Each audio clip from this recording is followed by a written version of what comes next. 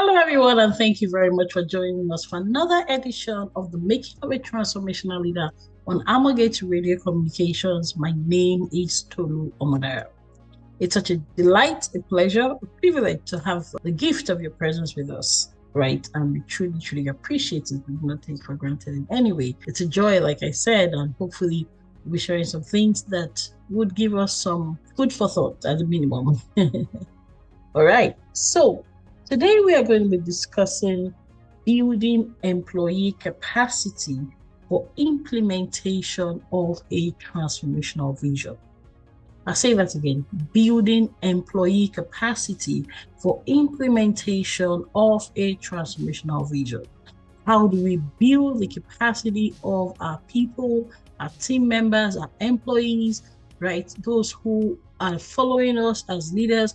How do we build their capacity for the implementation of a transformational vision? We've been talking about creating a compelling vision, getting their buy-in, making sure they own it beyond buying into it, that they actually come to the point of ownership. We've talked about co-creation, ensuring that they have a say, they have a part in it, right? I remember saying last week that people would really run a picture that they are a part of, right? That's how critical, how important, how non-negotiable, how irreplaceable creating a sense of ownership is, and nothing less than co-creation will help to attain that, right? So we've talked about all of these things, and last week we began to lay the foundation for implementation of a transformational vision. Specifically, last week we looked at the topic. It sounded like a long one, but we tried to break it down. We talked about courage, creativity, and compassionate communication as requirements for implementation by transformational leaders, right? I'll take that again. Courage, creativity, and compassionate communication as requirements for implementation by transformational leadership.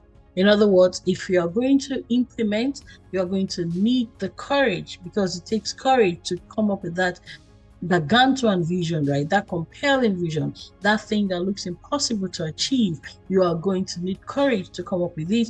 You are also going to need courage to hold on to it, right? We talked about the need for courage because as you attempt to implement, you are going to definitely encounter challenges, except that vision is not compelling enough, right? So we talked about that. You're going to need courage to create the vision. You're going to need courage to execute the vision.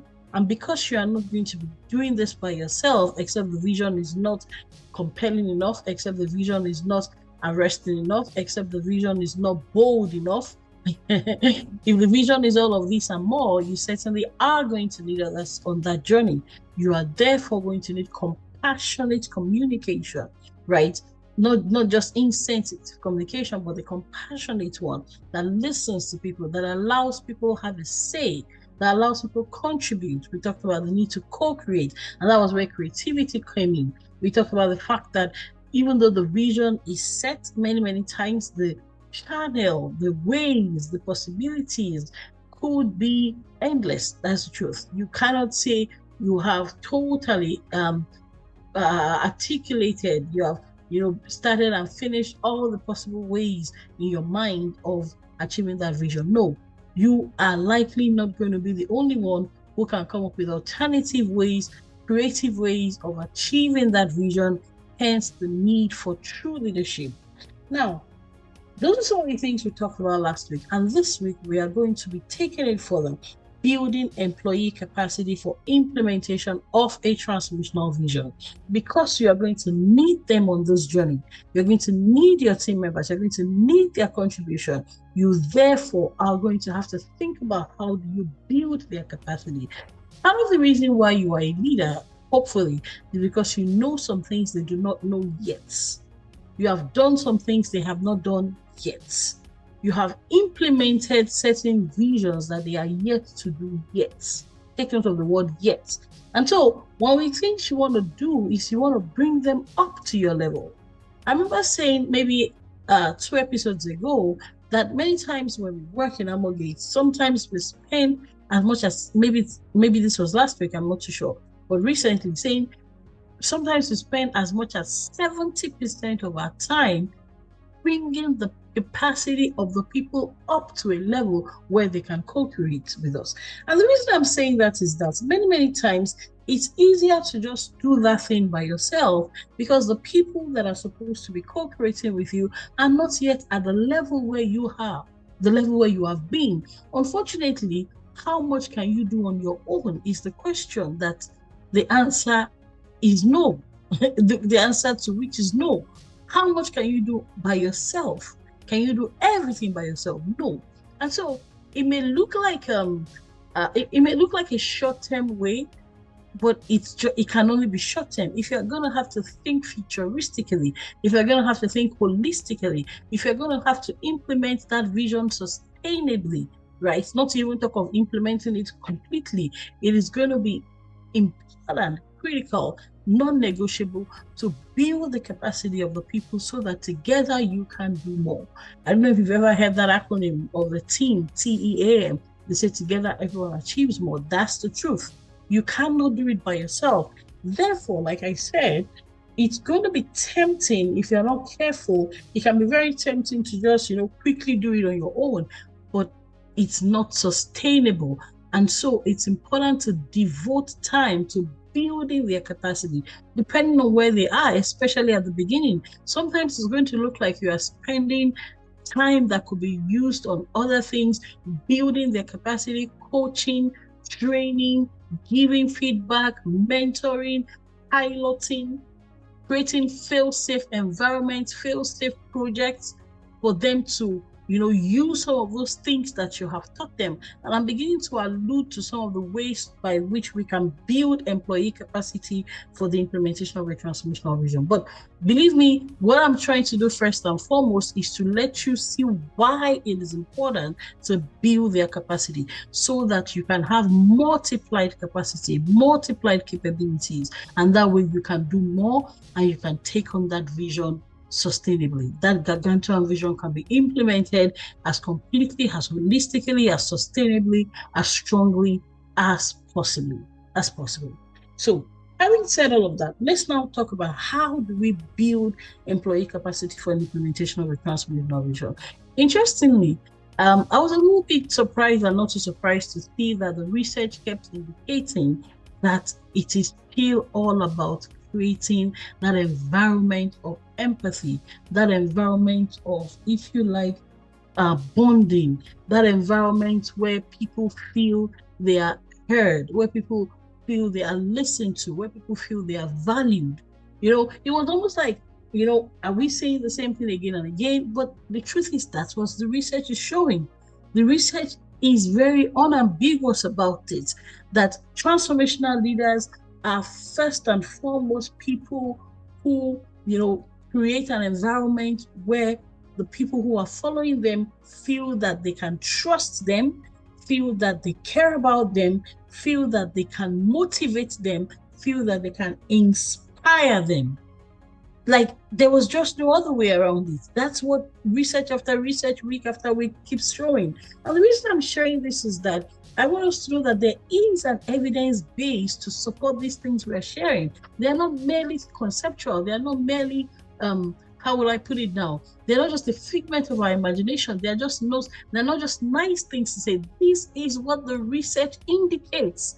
The research clearly indicates that transformational leaders are those who can inspire and motivate employees, those who value them, those who stimulate and sharpen their intellectual capabilities, and those who create strategies that are aimed at creating an enabling climate for collaboration, shared vision, and execution of shared goals. Take note of those words, shared goals, right? This, by the way, was by Bass and Steadman earlier in 2006. But other researchers also found the same thing, Kanungo and Mendona in 2007, Agais, Watts, and Piotrowski in 2011, and so on and so forth. So there is no ambiguity about it. There's no negotiating it. Unfortunately, for those who may not want to adapt to the requirements of transformational leadership, there is no other way. So it almost sounds like a bore, but that's the truth. If you do not create that environment, I'm going to say some of those things again, right? Where one, you inspire and motivate employees. Two, you show that you value them. 3, you stimulate and deepen their intellectual capabilities. That's building their capacity. I'm coming back to that. You stimulate and sharpen their intellectual capacity, and you also create strategies that are aimed at creating an enabling climate for collaboration, for shared vision and development, as well as execution of shared goals. If you don't do all of this, they are not even going to be open to capacity building. So if you can do this as a transformational leader, as we have been saying in previous episodes, you can now go on to one of the key elements that I'm zeroing on for this week, and that is stimulating and sharpening their intellectual capabilities. Stimulating and sharpening their intellectual capabilities. So you want to ask, how do I build this capacity? How do I stimulate and sharpen the intellectual capabilities of my team, of my employees, of an organization, of an entire institution, so that together we can implement a transformational vision? The first thing is to work on their ability to conceptualize. Many years ago, I think it was in 2009, we created a framework in Amogate. We called it the CIR Capacity Building Framework. C stands for conceive, I stands for implement, and R stands for reinvent. I'll say that again. We call it the CIR Capacity Building Framework. C stands for conceptualization, I stands for implementation, and R stands for reinvention. This was 2009, right? And that's about how many years ago now? Almost 10 years ago, if I'm not wrong, right? In the last 15 years, the truth of the matter is that we've not seen anything that actually makes us want to fundamentally reframe that framework. We can expand it, but the C has stood, the I has stood, and the R has also stood. One, the first thing when it comes to developing employee capacity, do not jump to developing them to execute. They will just be doers, right? The first thing to develop is their intellectual capacity, their conceptualization skills. Very important. They must be able to create, they must be able to envision. You must, and believe you me, it is intellectually demanding. It is easier to just take what has been created and implement, but that's not going to help them to implement a transformational vision. Remember what we said last week? One of the things we said last week is that if you can truly come up with a transformational vision, you are very likely to be able to implement, because the same discipline, the same intellectual diligence it takes to create a truly transformational vision, the same behavioral competencies that you would apply to coming up with that transformational vision are very much likely to be the same set of skills that will be, necessary to go ahead to implement. And that's why when it comes to building the capacity of your team to implement a transformational vision, you cannot just jump to the I. You cannot just say, I'm just going to I'm just going to teach them to implement. Then they are just going to be followers. I remember what we've been saying from the beginning of this program. Truly transformational leaders raise change leaders, and they already let them know ab initio from the beginning that they also must be ready to raise other change leaders. So if you're a truly transformational leader, we've established that from the beginning of this program. If you're a truly transformational leader, one of the key things you think of is succession. One of the things that are very important to you is to replicate yourself and to create a pipeline, a consistent, channel that ensures there is a constant reproduction of transformational leaders. That you cannot start with the I. You cannot jump to teaching execution skills. Then they cannot be change leaders. They cannot have transformative capabilities. You must begin with the C. The conceptualization is where to start. How do you create those who can conceptualize? How do you ensure that you are raising your team members, your employees, especially the pipeline of leaders, right? I've kept saying it on this program, not everybody has to be a transformational leader. It's a lot of work. And to be honest with you, even as a leader yourself, you do not necessarily want to train everyone at this level. You can train some to be doers only, especially if they're not willing to accept the responsibility, right? We've said it again and again. We believe that there's a place for nature, but there's also a place for nurture. Hence the title of the program, The Making of a Transformational Leader. Even if you have transformational leadership skills by nature, believe you me, there is still a lot of place for nurture. There's still a lot of place for fine-tuning. There's still a lot of place for improving. Now, if you think you don't have it by nature, you can also develop this by nurture. So whether you think you are a transformational leader by inclination, or you have to become a transformational leader by, application, the bottom line is intellectual diligence. So as a transformational leader, you do not want to bury, yourself, because it's a lot of work. You don't want to throw yourself. You don't want to pour yourself into the development of people who are not ready to pay the price for this personal development into transformational leaders. Having established that, now, when those people who truly want to, pay the price to grow are working with you, they are open to you, when you've created that climate where they trust you, right? Where you have inspired them, where you have motivated them, right? Where you have stimulated them, and they are ready to, submit to your leadership and to grow under you. You want to begin by stretching them to develop their conceptualization skills. You do not want to jump to the eye, otherwise you will just be, raising doers, and that is not going to be able to implement transformational vision. Let me tell you why. There is an element of re-envisioning in the implementation of a transformational vision. I'm going to say that again. There is an element of re-envisioning in the implementation of a transformational vision. That's why we talked about creativity last week. Sometimes you have to look at that vision and say, are there other ways to approach it? Is there a need to adapt it? Is there a need to modify it? Today we talk about the VUCA world. It's a very volatile, uncertain, complex, and ambiguous world. And so if you do not have the ability to re-envision along the way, you are not likely to be able to achieve implementation of a transformational vision. Hence the need to make sure that, to ensure that you begin with the conceptualization skills. Very, very, very important. So once you are able to teach them the conceptualization skills, and there's a lot to that. How do you teach them conceptualization skills? It's first of all about teaching them to create. When they come to you with models, you let them know that yes, it's good to study other models, but it is so that you can proceed to create your own model. You have to let them know that it's important to be a creator. I remember many years ago in Amogate, maybe it was like 10, 12 years ago, I remember a generation we used to say, you do not download before you upload.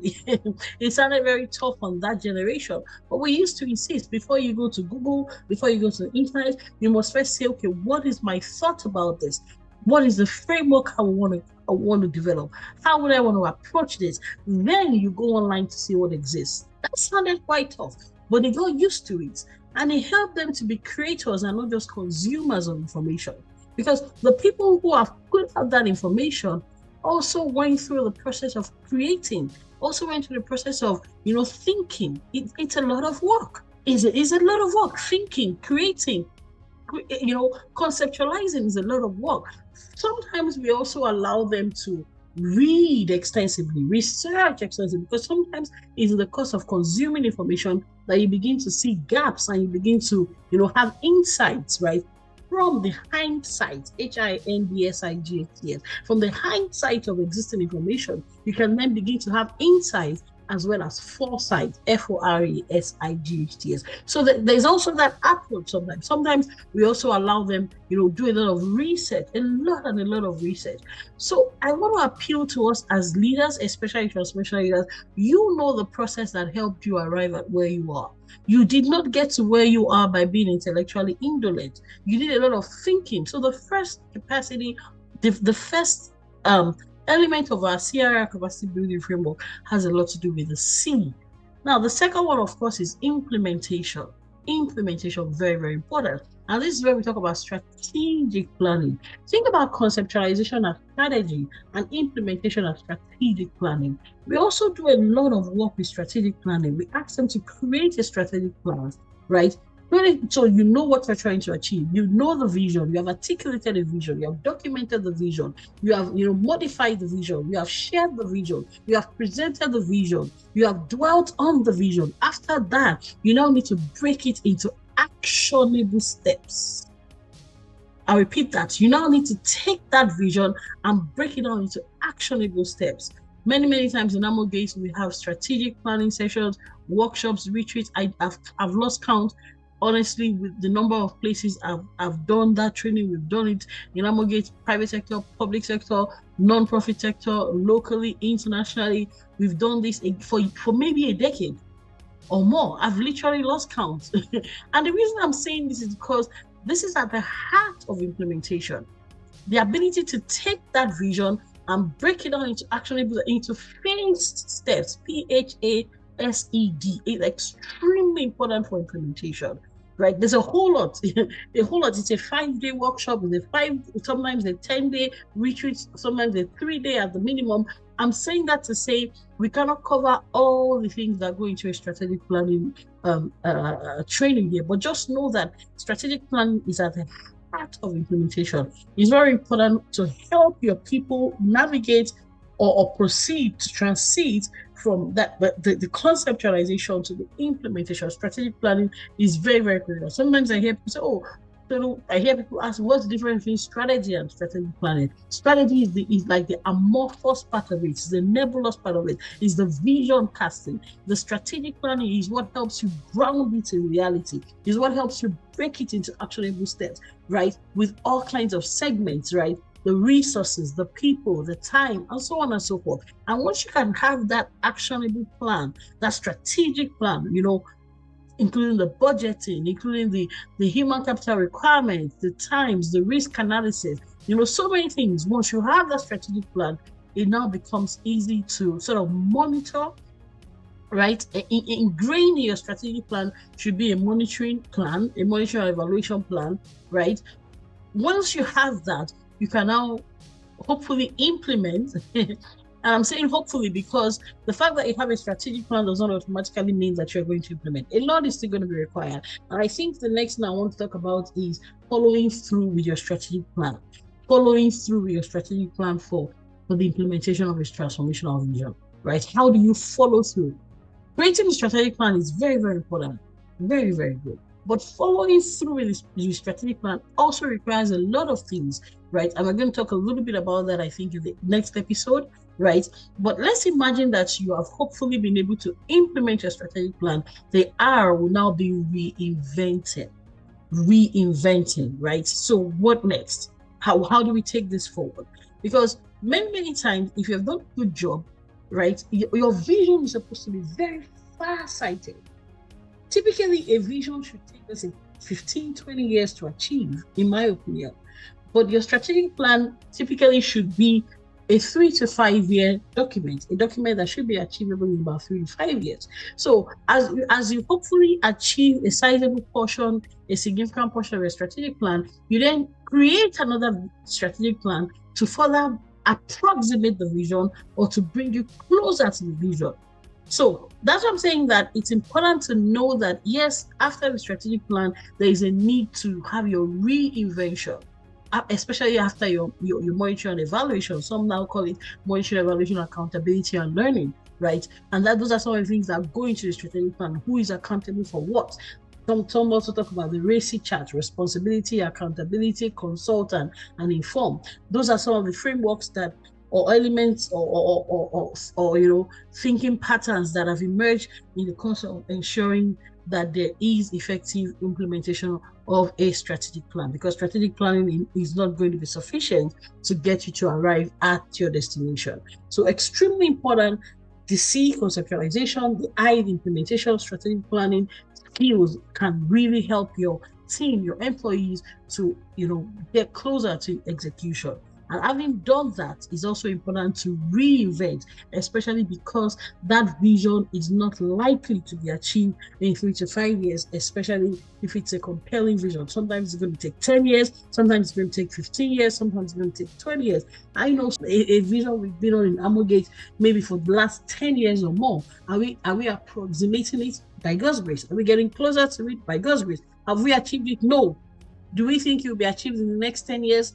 Hopefully, but I can only say hopefully.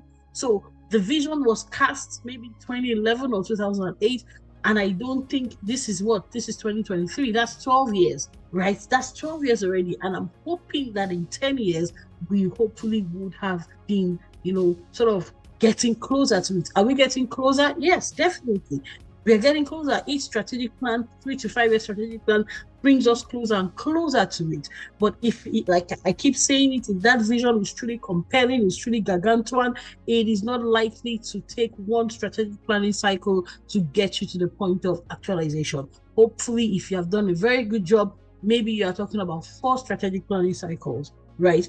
And those are the things to keep in mind, as you are trying to build your team, the skills you're going to need. Remember, the title of today's episode is Building Employee Capacity for Implementation of a Transformational Vision. I'll say that again, building employee capacity for the implementation of a transformational vision. And we've given a framework that we've been working with in Amogate. If you've implemented it for organizations, we are ready to implement it for you. By the way, please feel free to reach out to us. You can find us on Facebook, you can find us on LinkedIn, you can find us on Instagram. You can check out our website, www.viamogate.org. We've done this severally. We've done this locally. We've done this across the continent. We also taught some of these skills internationally by the grace of God. This is what we do. This is who we are. We are deep and we are thorough and we are proven in this.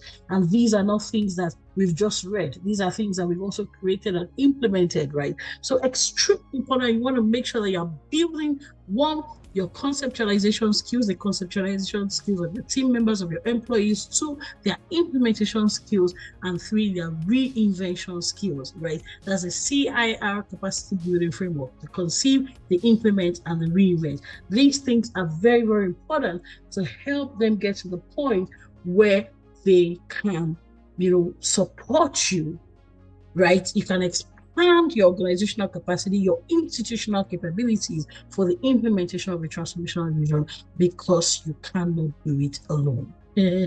My name is still Tolu Omadara. This is Amogate Radio Communications, and this is the Making of a Transformational Leader. It's been so exciting doing this with you. It's been so exciting, fulfilling, let me put it that way, not just exciting, it's been fulfilling, sharing some of these things that we have learned, the depth and breadth of what we have learned over a decade, since 2008 till now. I think that's a decade and a half already.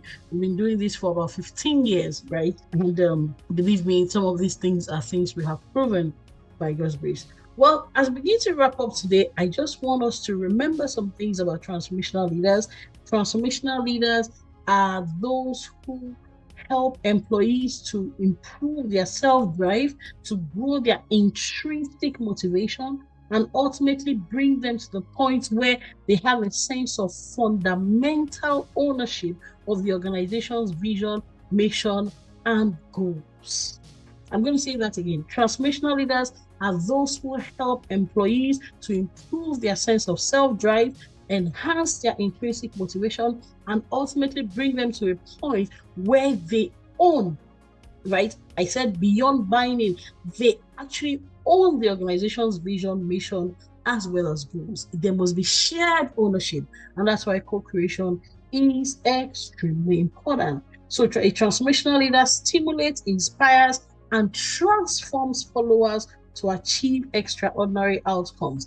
That, by the way, is from Robbins and Coulter in 2007. A transformational leader stimulates, inspires, and transforms followers to achieve extraordinary outcomes. Extremely important, right?